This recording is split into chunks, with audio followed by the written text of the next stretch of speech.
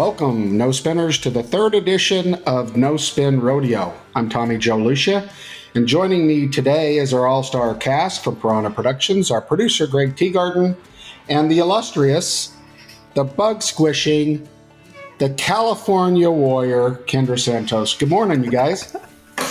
Good morning. Morning, Tommy. How is it, Kendra, you're from California? You seem so not California to me. Well, I live kind of out in the boonies, Tommy Joe. So let's also remember that the generation before me, rodeo was based in California. Grasshopper, are you forgetting this? Like that's where it was all, that's where all the big dogs live. They live in Oakdale, California, the original cowboy capital of the world. And yes, the migration has moved to Stephenville, Texas. I get it. Yeah, Parker County, actually.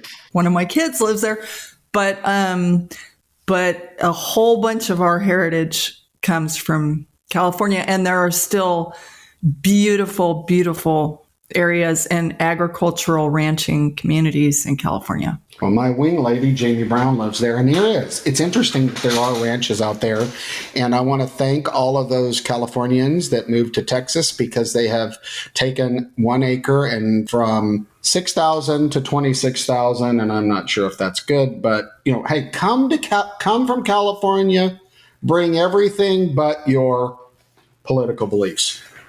Okay. We're getting started here. We're going to start it like we do every day, kicking it off with Kendra and some rodeo news. What do we got, Kendra?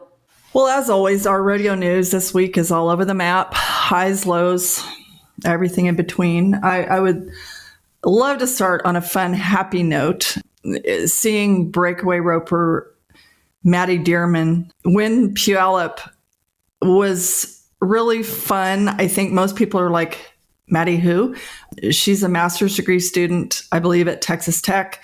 She's been to 5 rodeos this summer, and 2 of them, she wins Puyallup alongside all the big dogs, and the other little rodeo she won this summer was the NFR Open in Colorado Springs. And so she won 2 of the 5. Not sure how she did at the other 3, but she made a pretty big mark. It was also cool at the NFR Open in Colorado Springs this summer. Her boyfriend, Garrett Jacobs, who spent a little time out here with us this spring during the California run, he won that also. So anyway, graduate student, big stages do not intimidate her. So what Maddie Dearman's, whatever road she chooses, she's someone to contend with. So I thought that was pretty cool. On a sad note, our rodeo family just lost 2 talented young cowboys, team roper Conley Spencer, 14, in Utah, and ranch saddle bronc rider Ski Burks, 26, in Texas. I know it's sort of like when Lane Frost died, there was some comfort for us all to say, and as we could say for Conley and Ski, they left this world doing what they loved. Still, there are a lot of, shattered hearts, their family and their friends. It's just a grief that, how do you even put words on it? So prayers and thoughts and all good wishes to those families. Another tough one, which, any time of the year, this is tough, but rookie steer wrestler, like absolute sensation, rookie steer wrestler from Utah, Cash Robb, he's having knee surgery today. And it's, this one's pretty personal for me. That this kid, he blew his knee out at Filer the other day. He was making a very strong push, top 20 for his first NFR as a rookie. And he has surgery today as we record this episode. Cash is a great kid, and I've gotten to know he and his family very well. He dominated the Oatberries Junior Steer Wrestling World Championship Tour. He had 6 years on it, and it's 18 and under. So this is how far back this kid goes with this event. He was also a national high school champion. He's been traveling with Tyler Wagasback. So we send our very best wishes to Cash and his family for a speedy recovery. If you'll remember, Tommy Joe, Cash, as a teenager, won Days of 47, a couple years ago. This kid is is something special. And, he's having reconstructive knee surgery today. It's a setback, but the comeback story will be very fun, and I can hardly wait to write it. So wishing him the best. Is it like 6 months typically on a knee, 8 months? What is it typically on a reconstruction like that? That is typical. It depends on who's doing it. If the right guy's doing it. The big thing is these guys rehab. And the one thing I will say about the steer wrestlers, they got each other's back and they'll push each other. And rehab is the key for all these guys. It doesn't just come back unless you work your rear off. So I hope he gets back into it. And I think that's just a bump in his road. He's the real deal.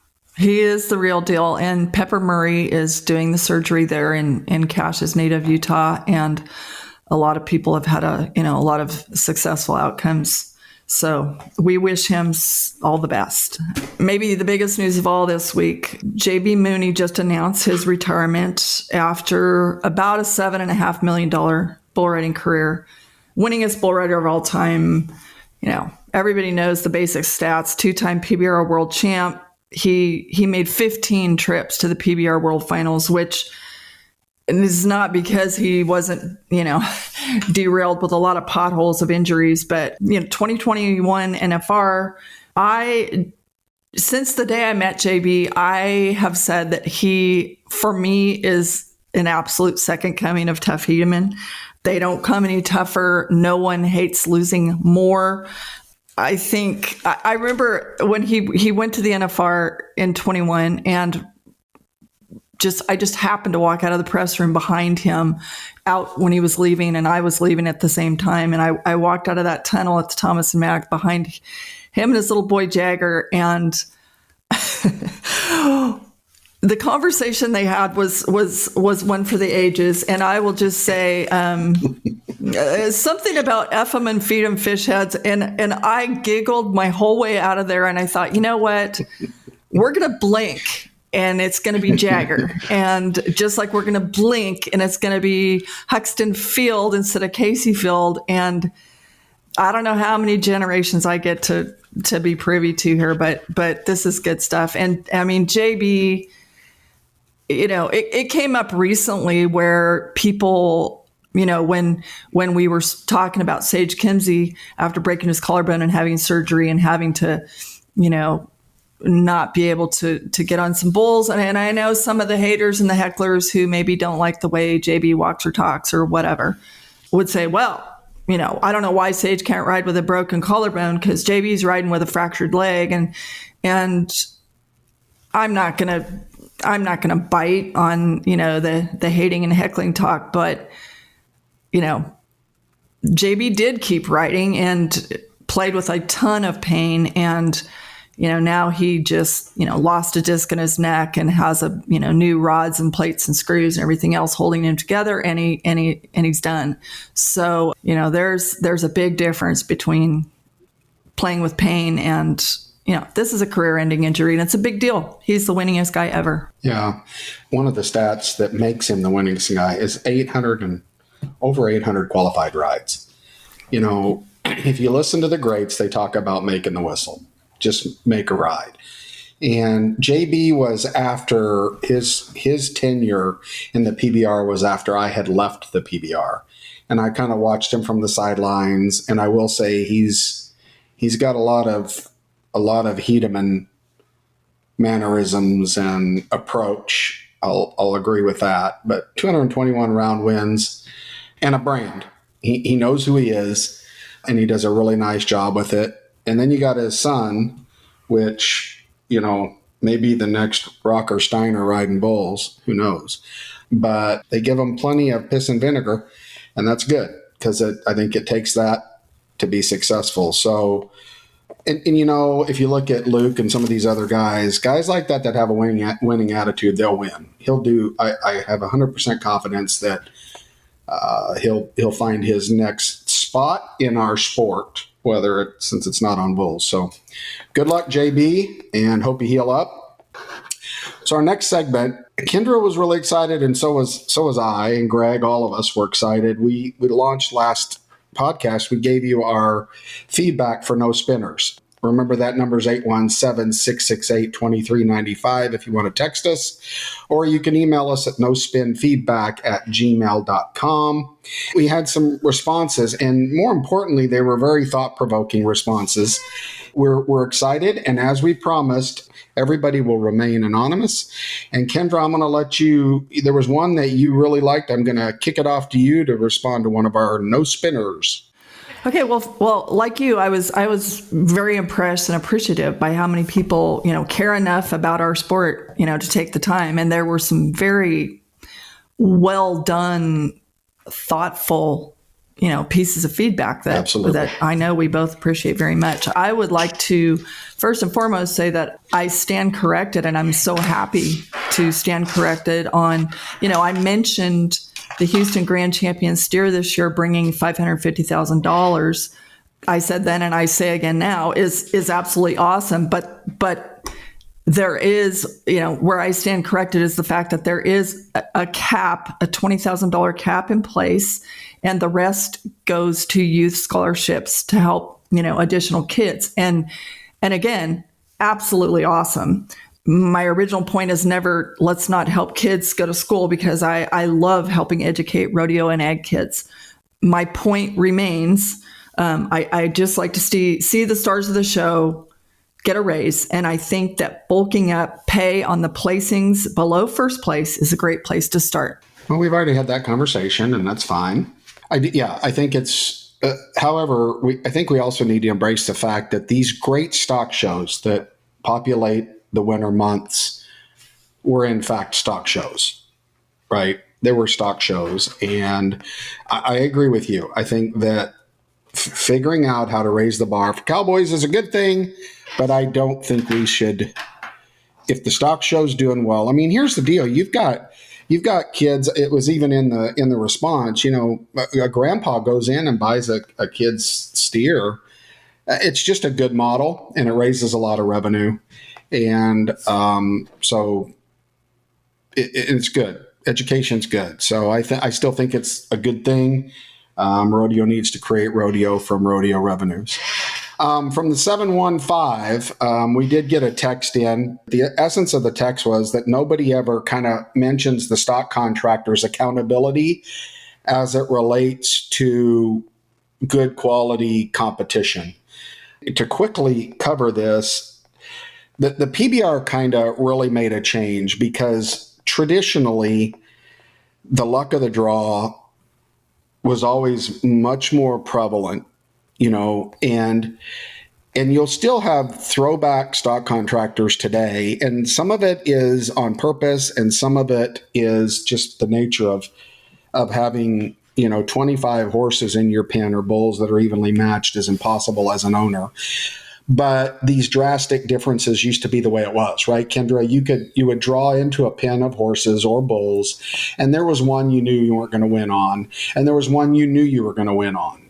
I think that gap has changed a little bit, and a little bit later, I want to come back to this in this next feedback, because I think they tie together. And the next one was from Steve. Steve sent us an email. How can our PRCA judging become more consistent? His note was, when the big guns draw a 36-point horse and mark an 87, and then a rookie draws a better horse and marks a 78. Well, I've seen a lot of comments on social media and stuff, and most of you living room judges don't know what you're talking about. Now, I'm not saying, Steve, that you don't. You may know the difference between a good horse and a bad horse. This judging thing. So the stock contractors are stock contractors, right, Kendra? They're contractors. And because they're contractors, they provide a service, in this case, animals that compete in rodeo. And the quality of the stock contractors really eventually and should be determined by the free market. If you have good stock, you get jobs. If you have even stock, you get jobs. But how can you tell if a stock contractor is doing their job? Well, it's directly related to our first no spinner, and that's the judges, if you really think about it, right? I mean, the contractors are really at the mercy on how their horses and bulls are marked. A lot of these guys the stock contractors have to deal with judges. And listen, I think that the judging program has gotten better. I do think it's gotten better.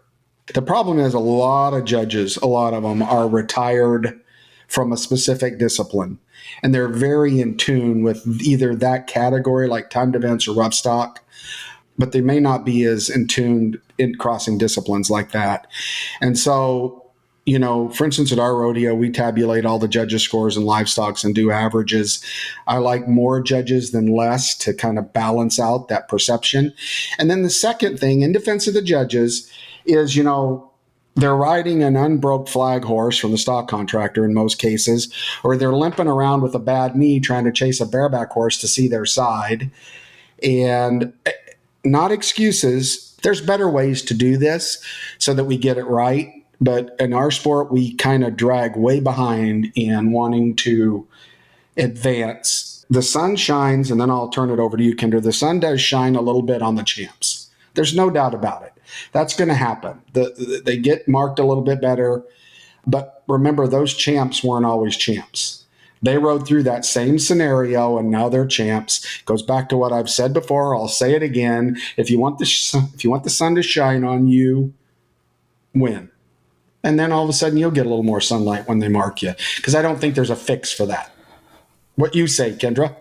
Well, I mean, there's so many points to this little mini conversation, but what you said about the stock contractors being at the mercy of the judges, I'll also say from the contestant's perspective, a dink's a dink. So he's not gonna bring very many points. I will also say huge strides in our industry when it comes to demanding, the talent pool in the stock in rodeo today compared to what it was is similar to the talent pool. The talent pools are deeper on contestants and stock compared to what it used to be. And of course, we're, demanding, stock contractors are bringing in subcontractors, and we're demanding, a more level playing field and more chances to where it's not just, we know the outcome of today's rodeo based on who drew this particular horse or bull or whatever. So that's a good stride. On the judging,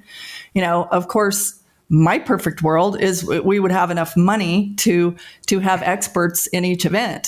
I understand that's not going to happen, but biggest point I would have on judging is there's no way in real time that someone who used to ride bulls or bucking horses can call a crossfire in real time. He hasn't done it. He doesn't have. It's the same way if someone used to team rope in their prime. Do you really think that guy can see a bull ride in slow motion and decide degree of difficulty? Is that even a fair ask? I don't think so. Judges are human beings. They're not paid enough. And for them to be experts in every event it's impossible. How do you judge something that you've never done? But you're right, Kendra, a dink is a dink. The question is, what is a dink? And I'll give you an example. If you're setting pins of horses and you set hard to ride, that's the problem, is that often they don't mark the stock equivalent to how hard they were to ride. Because back in the day, a sunfish and brammer that turned inside out, right, bent his back into, and you've seen the pictures of the old rodeo pictures where this brammer bull is blown in the air and shoulders is on him. They won't mark that guy anymore. They only mark a bull that jumps out there and chases his tail to the left, turns around, chases his tail to the right, which is actually an easier bull to ride, really.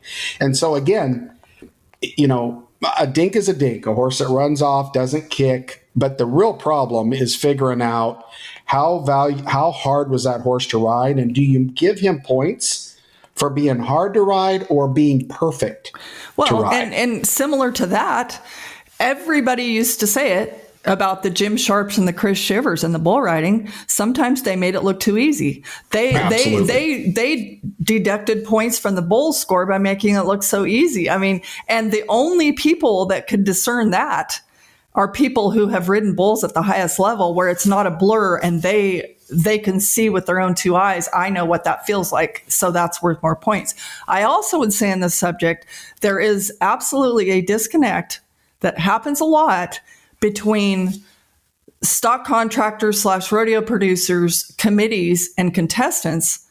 And beware of always trashing a cowboy for turning out if he drew something that is a zero chance. No, it's a system.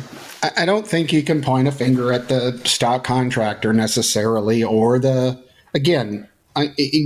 try to put 30 horses together that everybody thinks they can win on. You're not going to get it done, Kendra. You can run at the stock contractors all you want. And in that same pen of horses, there's five guys that can win. Sorry, I have to interrupt you. I am not running at stock contractors. I'm simply saying, I hear it so much, with friends on committees that saying, well, that damn so-and-so, he turned out. And it's like, well, if you drew Dink Boy today, you would have turned out too. And I'm not running at stock contractors. It's impossible to have an even pen of bucking horses.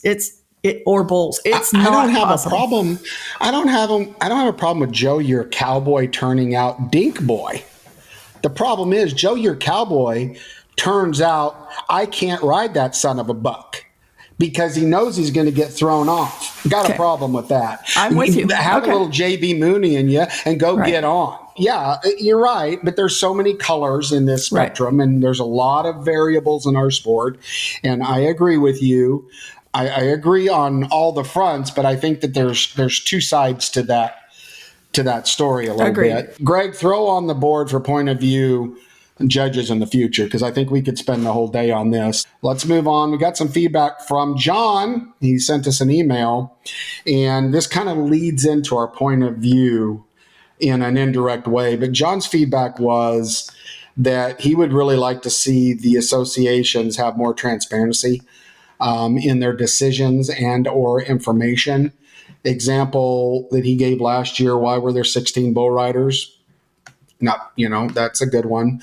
Another one was, Reno, the follow-up on the investigation.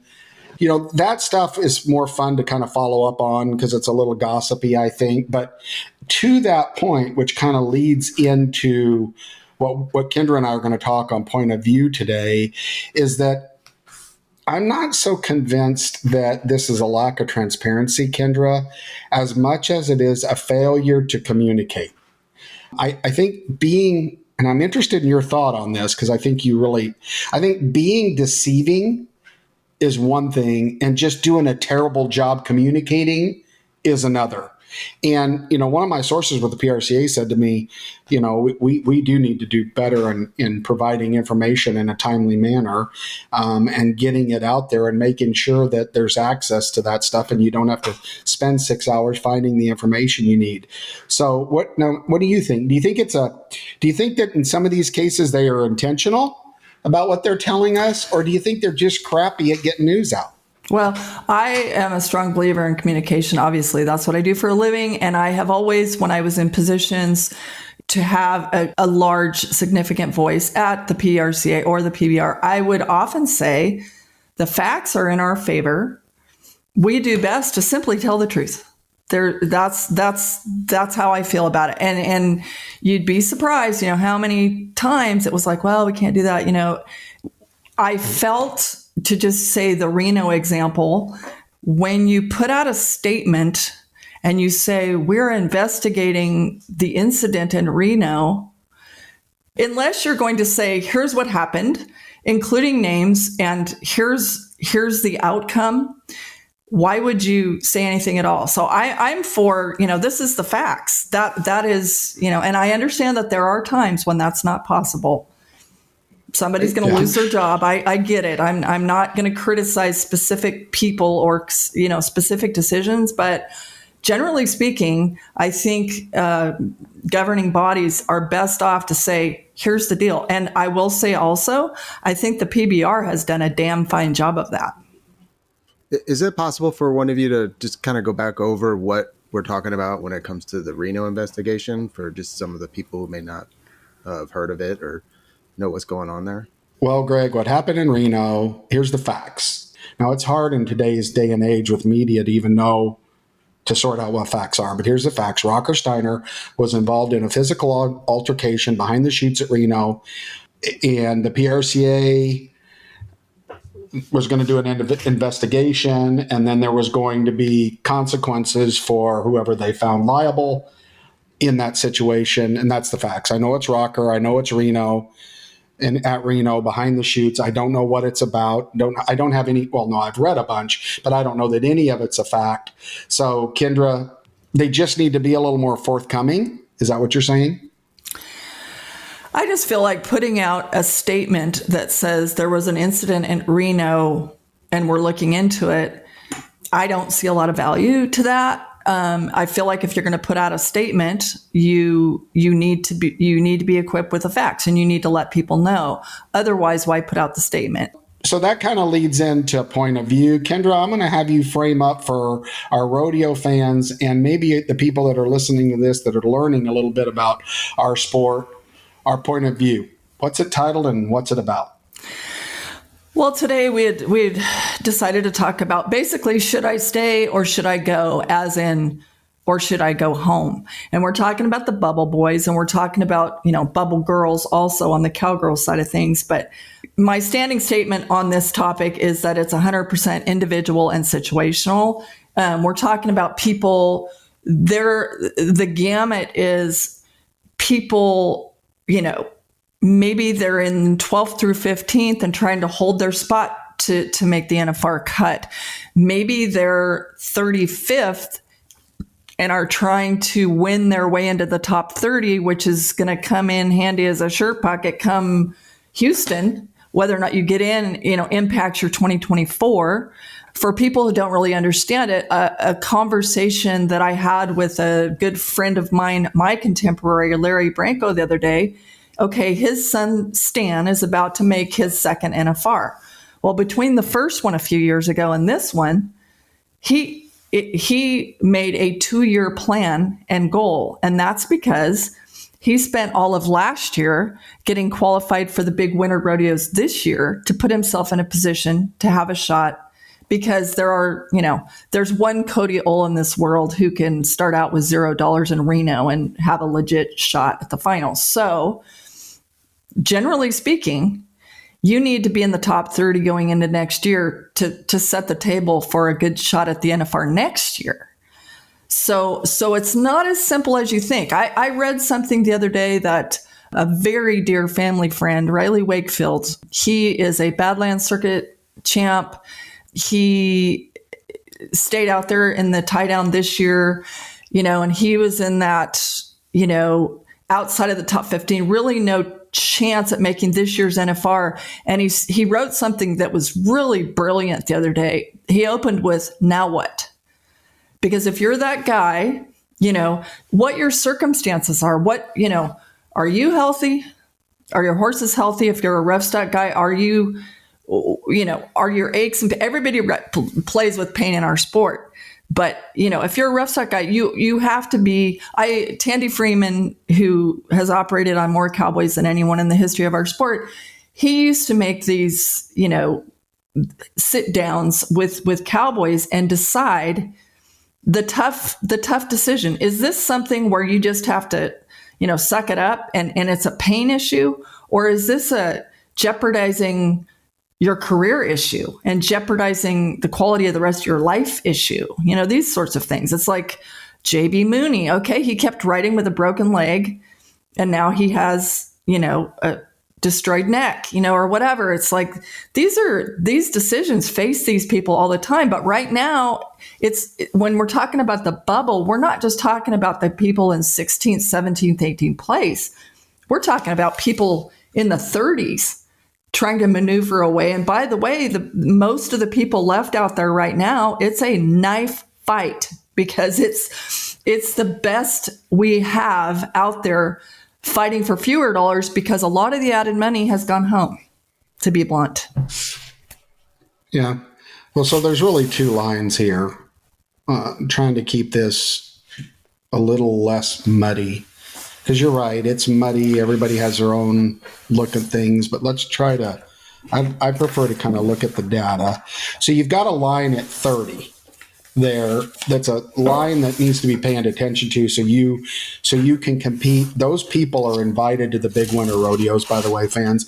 So in order to be, or they're able to enter, and those big winter rodeos really set the tone. Lots of money to be won, so you need to stay in the top 30. What I did was looked at 30th, Kendra, to 15th. Okay, and I'm not going to get into the details of what it takes. I wrote down, I can look at it here. I wrote down, Cole Franks at 30th with 95,000 in the bareback ride, and Bill Tudor at 15th with 51,000. So he's 44,500 out of the NFR at this moment. But that, and I could go down all of those. But here's what I thought was really interesting in the data: the gap between 30 and 15 in the rough stock. The average money needed was 55,000 to get into 15. But what I thought was really interesting is in the timed events, that gap between 30th and 15th average was 27.6. So I got to thinking, which I do sometimes, well, that's weird, right? You would think it would be a little, that's literally half. You need to win half as much money with the same payouts left to get into which would change whether you're a timey or a roughie, whether you should keep going. And I think that's probably a little bit attuned to there can be a distinct difference between the top 10 or 12 in talent in the rough stock. No, you're shaking your head. I think it's a numbers game. There are exponentially more timed event contestants who are members of the PRCA than rough stock. So I think that accounts for a lot of it. There are so many. If you have 200 steer wrestlers entered today, you're going to have to be faster to place than if you have 50 rough stock riders. There are more, the talent pool is going to be deeper simply based on the numbers in the timed events. And I'm not saying deeper. I'm not saying they're superior in any way. I'm just saying there are so many more timed event contestants. Quit being soft. Come on. How about this, Kendra? I'm going to list my reasons to go and then reasons to go home. You either say yes, meaning you agree. If you say no, tell me why. Want to do this? Does that sound fun? All right. Reasons to go. The NFR buys your future. Yes. And can I add to that? Well, we figured you would. We'll just cut it out in the edit. Reasons to go. I'm going to give one example from each end of the arena. Reasons to go. Okay. The NFR buys your future. Yes. That's where profits are made. We all know that. It's also, I'm going to give two examples. 2005, Scott Snedeker edges Guy Allen by $1.67. Okay, that's why Riley Webb has a commanding lead in the tie down, or Dalton Massey in the steer wrestling, but they're still out there because, the NFR go rounds pay $30,706.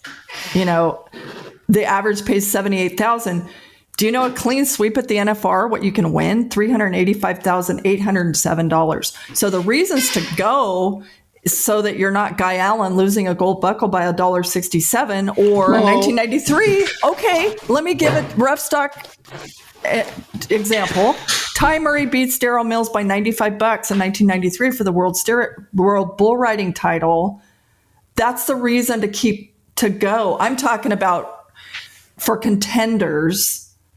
Okay, keeping points and money to stay ahead, I agree with. Okay, but because I don't want to jump into reasons to not go yet. Let me get to my second one. Top 30 in the standings for qualification to winter rodeos. We already said that. That's a reason to go. That should be an easy yes for you. Yes. Okay. Piss and vinegar. It's this attitude. Right? Do you maintain this attitude that you're going to keep fighting every time? Future point of view, do I take the rewrite or not? Yes or no? Maintaining, being that character that I'm going till I can't go anymore is a good reason to not go home. Yes or no? If your credit cards are maxed out and that's a reason not to go. That's a reason not to go. Yeah. Do you think that attitude is a reason to go? Keeping that attitude fiery. It depends. There are a lot of things it depends on. Are your sponsors demanding that you keep going? Is your family demanding that you keep going? What's the reason you're keeping going? If you're keeping going and spending bad money after good, then you should probably go home. I bet there's more families saying, come home and get a job sacking groceries at Albertsons. I understand that. So let's get to reasons to go home. Okay. Yes or no? If no, why am I wrong? Extensive credit card debt. You're in debt, right? There's some point where you have to make a businessman's decision that you're never going to crawl out of this $50,000 hole. You better go find something that pays you every time you put in effort. You agree with that? Go home and regroup. Yeah. Animals and bodies are torn up, right? I think that's a reason to go home, right? And when I say bodies, that's two parts, because you talked about the physical trauma, but there's mental trauma, okay, in any competition and including in rodeo. Guys they're fighting their own heads. They're burnt up. They're tired. They're sick of eating a hot dog in the convenience store. And girls, they're just sick, and they do want to go home and see their family, but they want to win. So, animals and bodies torn up, good reason to go home, right? If you're fried, your chances of winning are so much less. Go home and regroup. Agreed. If you don't want to be there, go home. Yeah. Now, the one thing I'll go back to a little bit for your reasons to go. So you said they should go because, the NFR pays a lot of money and you need every dollar. However, I think there might be some merit in saying that that's a good reason now to go home, to prep for the Super Bowl. Now the question is, prepping for the big game, is that competing on the field or being at home with your family, resting that burnt mind, resting those horses, tuning them up in a practice arena instead of with judges flagging? Like, what is prepping for the NFR? Because I would say that there's an argument that a smart guy, and I've never been talented enough to do any of this. That's why I'm produce shows. My point is, though, from a practical perspective, maybe they ought to consider, Kendra, going home and freshening up, right? If you know you've got the NFR made, so you got it made. It's pretty damn hard to not go to the NFR, right? No matter where you're coming in at, you could win it. And you made the 30 for next year. Man, isn't there a little bit of an argument to go home and rest up and get fresh? Okay, so for one thing, yes, and if it's a matter of, you're a little sore or whatever, there are a couple months, October 1st until December to the NFR, there are a couple months if it's a matter of, just sort of freshening up that way. But point taken, it is a grind out there. And particularly in the timed events, when you don't have a chance to practice or tune up your horse or score some, okay, Speed Williams' daughter, Haley Williams, regular season record breaker this year in the breakaway. She started having a, struggle bus, horse stuff herself, fighting her head. She pulled up and went home and got in the practice pen with her dad for a few days and, quote, freshened up and has come back gangbusters. That was a good move for her. And, some people have those chances to do. Her dad is smart. Because he knew. He knows how to play the game. He knows how to play the game. So, he knew what she needed to do, and she listened. Yes, but she went home for a matter of a few days and came back, refreshed, renewed, and with some confidence that is all important, as everybody knows. So I think from point of view, to wrap it up a little bit, now I'm going to wrap up point of view and then do some clarification stuff that kind of goes back to the transparency. And this kind of bleeds into the point of view. So we talked earlier in our podcast about big money rodeos. So why don't you wrap up our point of view? Well, I'll say this. Okay, when we were kids, Wide World of Sports used to say, the thrill of victory and the agony of defeat. Remember that? I do. So here we go. Puyallup was a taste. the Governor's Cup in Sioux Falls, South Dakota at the literal regular season finish line, guess what? We can say right now, 2 weeks ahead of that there will be some thrilling stories of this person, cowboy, cowgirl, came from nowhere and won a pile and we didn't see this coming. And it's going to be so happy and so exciting. And guess what? For every person that catapults into the NFR cut, somebody is brokenhearted because they've been out there grinding all year and racking up those credit card charges for the hope to get to Vegas where profit margins are made. And they just got dumped out on the last day. Somebody will have been in the top 15 from start to finish. They will get dumped at the finish line. And that also, yes, that is sport. It's tough, but that's part of it when you have the thrill of victory and the agony of defeat. You don't win a Super Bowl based on how many points you score all season. You win a Super Bowl on what you do in the last 2 minutes. And so it's interesting. I like it. I like it. I understand what you're saying, that people have put in blood, sweat, and tears, but you can't consider yourself a sport if you award buckles on aggregates. We agree on this. We agree. I'm not saying to toss all aggregates. I'm not going to go for that. But I'm saying, because that's part of the gamesmanship of the NFR. I do like leaving a tick of tradition in here that when it's works and makes sense. But I'm all for big money, as you know, and these storylines that you can actually take that actually fly in the mainstream media, our sport needs it. So I'm absolutely not against these huge, finish line rodeos. I'm just saying, for every thrilling winner story, there will be some tough ones also. Well, and I think this will add to, when you get events like this, right, where it matters right now, that helps tune these guys up for the pressure of the NFR and ladies. It does. You need that pressure, right? You can't feel that pressure in the first round at the NFR and expect to succeed, especially as a rookie. You need to feel that pressure. I got to do it now, with the situation now, whatever the obstacles are. So I think that putting these athletes in that pressure situation at Puyallup and the Governor's Cup before the NFR is a good thing. I think that's good. I think that the money's good. And also, if you're one of these success stories where you come in and win a lot of money, that can do a lot, because I believe you win because you believe you can win. I think you have to believe that you can win. Very seldom does anybody win any discipline if they really question whether or not they belong or whether or not they can win that night. And you and I know all of our good friends that are crowned as champions, right? What is that one thing they all have? They believe they're going to win every time. And it pisses them off when they don't. Agree? Confidence is king. Believing is everything. Absolutely. We have a lot to talk about. We just do. And Kendra and I could sit and talk for about 12, 15 hours. And we will continue to do this. I think both Kendra and I want to tell all of you, thank you for listening to us humbly. Thank you for listening to us. We can't tell you how much we appreciate you taking the time in your day to listening to us. And we want to thank you and encourage you to provide us feedback. What are your thoughts on what we're saying? What's a topic you would like for us to cover?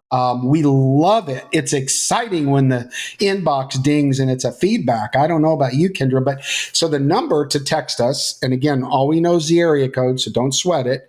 It's 817-668-2395, or shoot us an email at nospinfeedback@gmail.com. I tell you what, another fun episode, Kendra. What are your last words for today?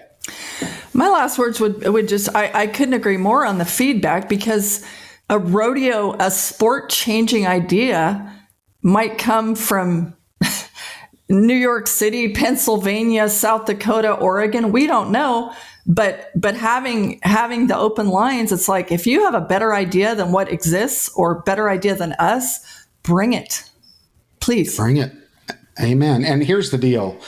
Progression is because of a marketplace of ideas, right? It's all these ideas is what creates progression, not a lecture hall. We don't need all of you old heads lecturing us on how it was. Well, the way it was 50 years ago may be great, and it may be valid today, but this needs to be a marketplace of ideas. No idea is stupid. So let's hear it. Send it to us on feedback. Kendra, I look forward to catching back up. Greg, thank you for being a part of our team and making us sound good today. And we hope all of you have a blessed day, and we will talk to you in a couple weeks right here on No Spin Rodeo. Be safe.